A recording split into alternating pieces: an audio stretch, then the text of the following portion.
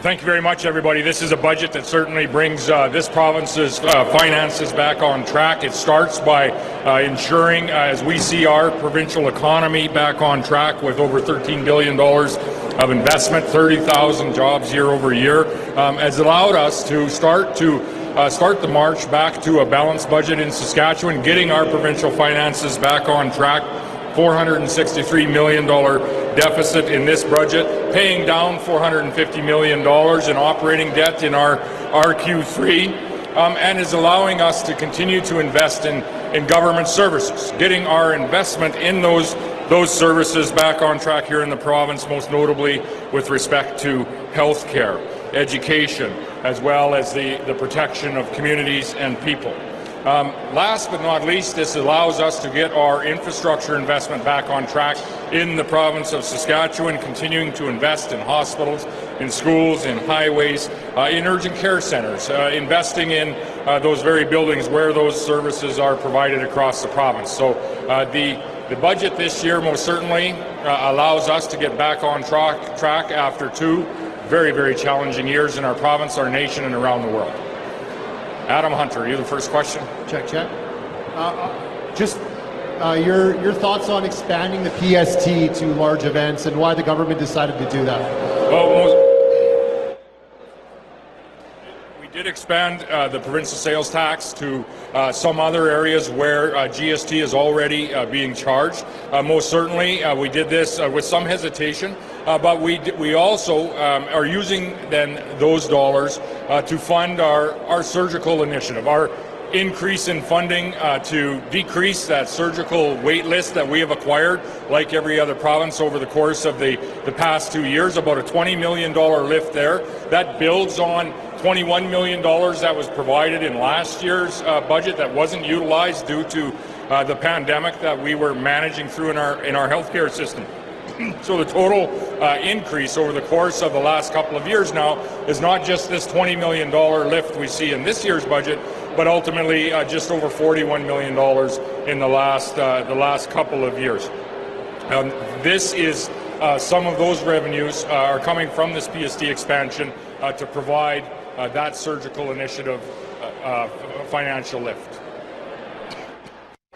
You mentioned some hesitation in implementing that PST. What was that hesitation?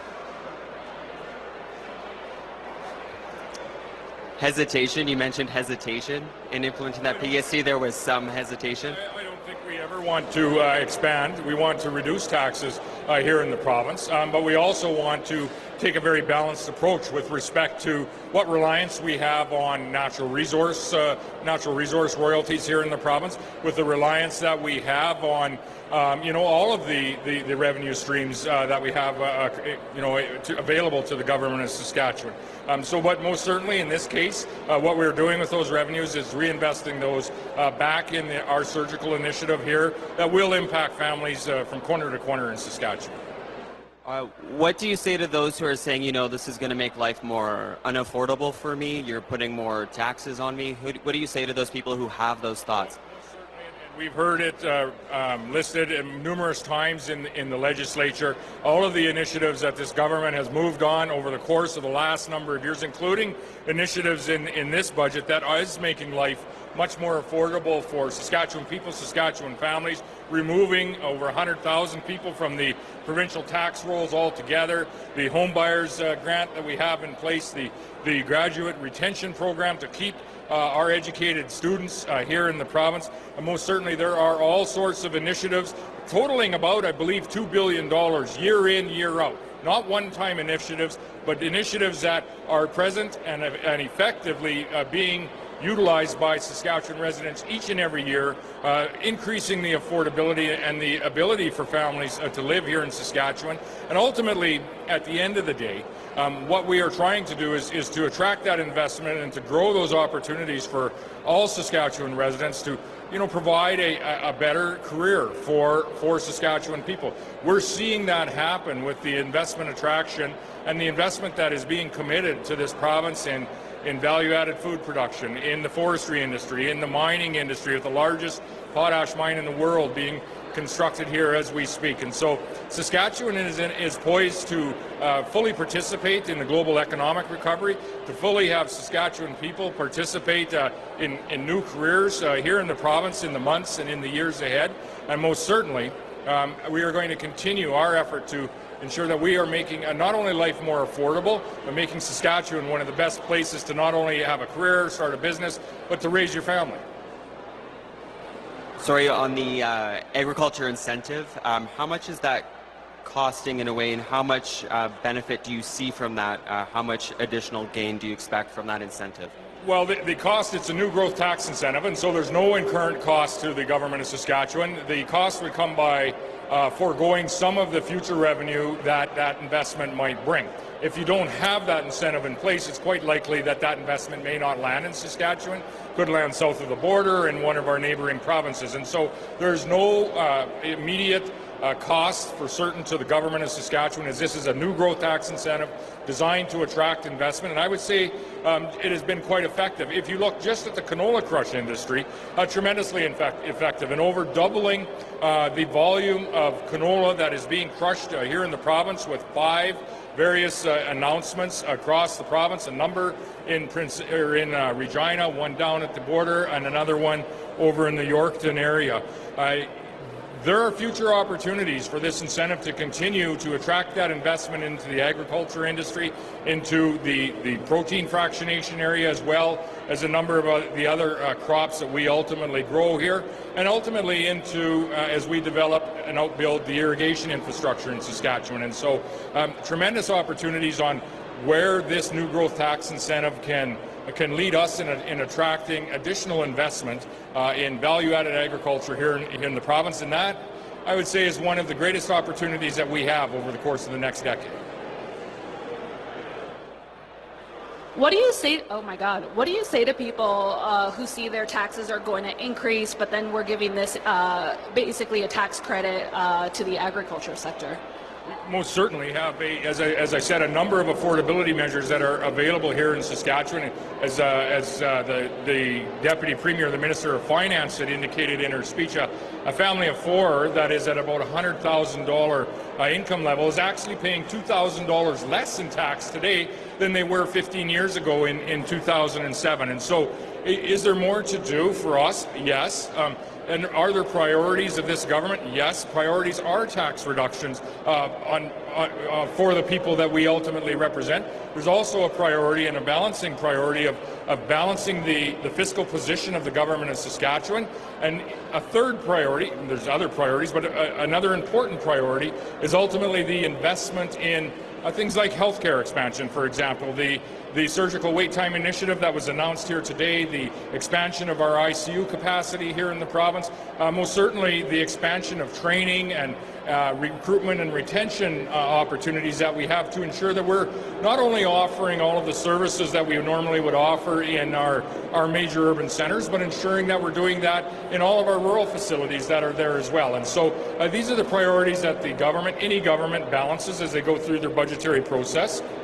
And those are the priorities that we have put forward. You go pretty hard on the federal government for having these healthcare programs that last only a few years, but yet the surgical program is projected to be 3 years. Are we looking to expand that? Do you hope it's longer? What are your thoughts on that? Yeah, substantial investment, unlike any that we've seen in the surgical wait time initiative here, with the original $20 or $21 million, the additional $20 million being provided in this budget. And as we had said in the lead up to this budget, we're going to look at all options that we have to provide surgical procedures here in this province, whether they be, and this will include expanding our public surgical capacity, but also looking at opportunities that we have for publicly paid surgeries that are offered in the private sector as well. And so this is a time where we are providing the funding. It is going to be all hands on deck with respect to utilizing all of the tools that we have available in our toolbox to reduce this surgical wait time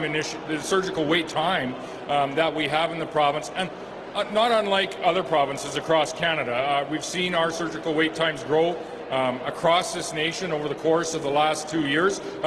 Today we put forward additional dollars, additional funding to address it, and address it as soon as we are able. And then last one from me. We heard at SARM that repairing highways was a really major issue, yet in this budget we're not seeing any new capital projects. Why not?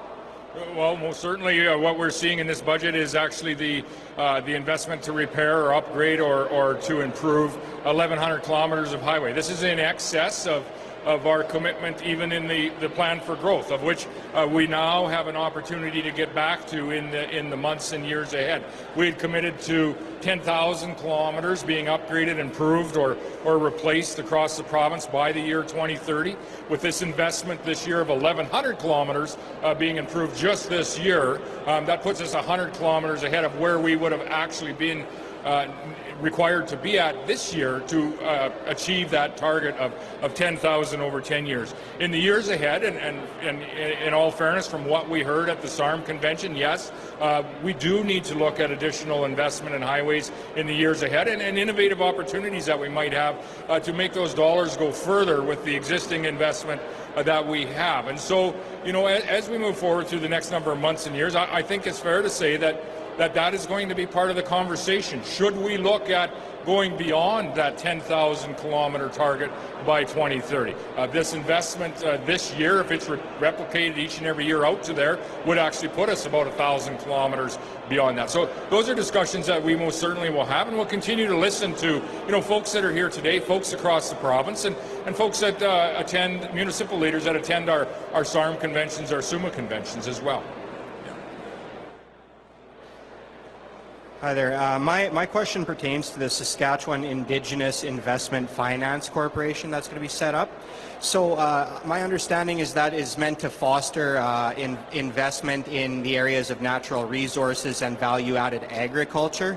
I'm just wondering why limited to those two sectors? Why not just open up to investment from Indigenous peoples in any sense? It actually is beyond those sectors, not only in natural resources and agriculture, but also, for example, would be open for excuse me, participation in power generation projects in the province. You know, as we look ahead over the course of the next number of years, there's going to have to be significant investment in our how we generate power in this province. That may be, you know, coal with CCS. It may be additional renewable facilities. It may be small modular reactors that will be coming on board here in the years ahead. And what we want to do, and not limit to just agriculture or natural resources, but extend it, for example, to power investment, is to, you know, fully work with Indigenous communities, Indigenous organizations, and provide some pathways for them to participate at the investment level in these projects that we know are coming over the course of the next number of years. This is, you know, not totally unique, but fairly unprecedented if you look at the history of how provinces have stepped forward into this space to really work on economic reconciliation with Indigenous people that are located in Saskatchewan. And so we're quite pleased to move forward with this project this year. We expect there will be many conversations on how we can partner on securing that funding for various projects that will be coming in the days ahead. As we mentioned, there's been a little over $13 billion of a private investment come into the province just this past year. We don't feel that's the finish line. We feel there's many more opportunities for additional investment to continue to be placed into our province in the months and in the years ahead. And we most certainly want to give all Saskatchewan residents, including Indigenous organizations and communities, the opportunity to participate fully in that economic wealth that we see coming here.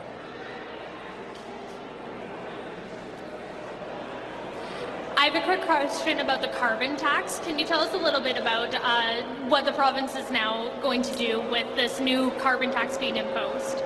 Well, first of all, what I would say is with the newfound marriage of the federal Liberal government and the NDP, and we now see a Trudeau NDP government here in the nation, I think the role of the Leader of the Opposition actually has the opportunity to reach out to either Jagmeet Singh or his new leader, Justin Trudeau, to talk to him about the most harmful, ridiculous, inefficient tax that has ever been imposed on Canadians. That being said, we took this tax because we strongly disagreed with its ability to achieve virtually anything on the environmental front. All it really achieves is sending jobs away from Saskatchewan and ultimately offshore from our nation. We took that to the Supreme Court of Canada, and ultimately the Supreme Court has ruled that we do have to participate in this. And so what we have asked the federal government to do is to turn the administration of this ridiculous tax back over to the provinces so that we can work with our industries on a proper functioning carbon credit system, a proper functioning offset system, so that those industries that, yes, are emitting but are investing in lowering those emissions can actually be recognized for work that they've already done and ultimately work that they are doing today that will pay dividends long into the future. But in addition to that, and I think this is a time for us to recognize that this is a tax that should not be increased on April the 1st. It most certainly should disappear, is the opinion of the government of Saskatchewan. But most certainly, if we look at what's happening in areas of conflict in this world, we see the European Union that is reliant on Russia for their coal, for their natural gas, and for their oil. Over a third of those products that they receive come from the country of Russia. And they have an inability to actually sanction Russia because they're reliant on them for their fuel. This is part of the reason I'm going to be in the European Union next week, is we actually have the food and the fuel and the fertilizer to provide to the European Union, to provide them with the independence so they're not having to make decisions about sanctions that they can't make because they're reliant on a country like Russia. They can be reliant on a much more sustainable trading partner like Canada and Saskatchewan. And I think there's an opportunity for us here to take note as a province and as a nation.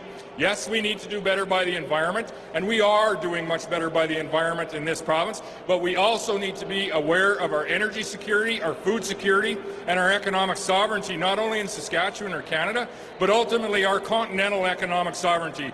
We need to pay attention to this. No one else in the world is going to ensure that we are energy secure in Saskatchewan, Canada, and North America. We need to do that ourselves. And as Canadians, as North Americans, we need to have a very serious conversation about the policies that we have in place that ultimately are discouraging us providing some of the most sustainable products to ourselves and the rest of the world.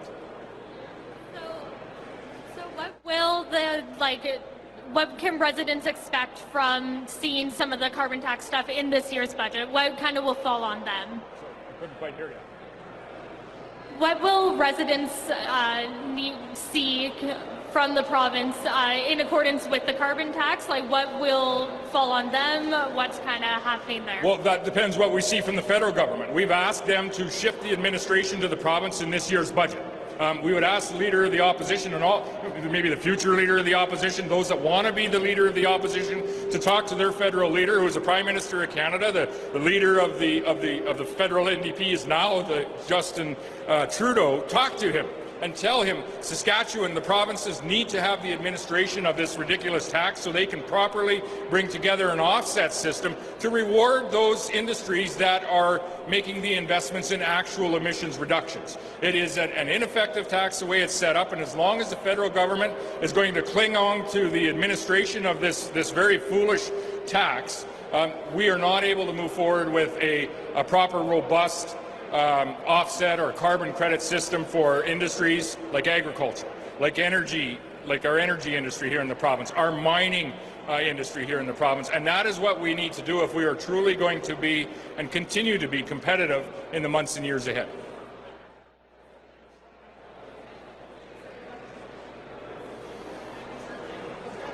That's it.